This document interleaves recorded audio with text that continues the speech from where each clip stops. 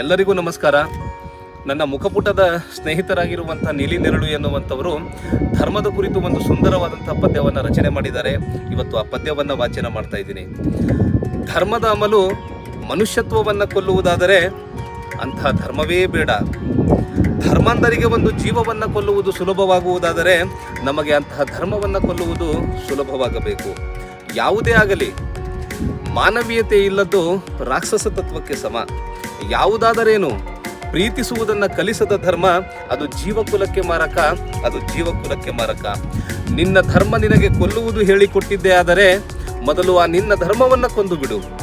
ನಿನ್ನ ಧರ್ಮ ಕೊಲ್ಲುವುದನ್ನು ಹೇಳಿಕೊಟ್ಟಿದ್ದೇ ಆದರೆ ಮೊದಲು ಆ ನಿನ್ನ ಧರ್ಮವನ್ನು ಕೊಂದು ಬಿಡು.